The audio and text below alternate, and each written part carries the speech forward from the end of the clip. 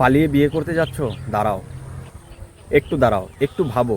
তুমি কি সত্যিই ভালোবাসার জন্য পালিয়ে যাচ্ছ, নাকি শুধু আজকের আবেগে এমন একটা সিদ্ধান্ত নিচ্ছ যেটা কাল তোমার পুরো জীবনটাই বদলে দেবে? ভালোবাসা মানে পালিয়ে যাওয়া না, ভালোবাসা মানে সাহস নিয়ে দাঁড়িয়ে বলা, আমি এই মানুষটাকেই চাই, কারণ আমি জানি সে আমার জন্য সঠিক। যে সম্পর্ক শুরু হয় ভয়ে, পালিয়ে লুকিয়ে, সেখানে ভবিষ্যতে শান্তি নয়, আফসোস বেশি থাকে। তুমি হয়তো ভাবছো সবাই বুঝবে না আমাদের ভালোবাসা, কিন্তু শুনে রাখো, যদি তোমাদের সম্পর্ক সত্যি হয় তাহলে সময় একদিন সবাইকে বুঝিয়ে দেবে। সময় লাগবে, কষ্ট হবে, কিন্তু পালানো কোনো সমাধান না।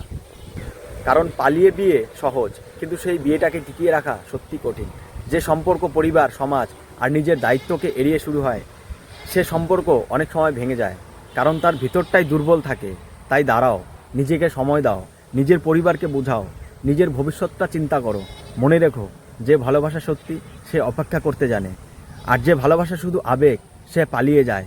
তাই আজ পালিয়ে না, নিজেকে প্রমাণ করো তুমি শুধু ভালোবাসা না, তুমি ভালোভাবে বাঁচতেও জানো।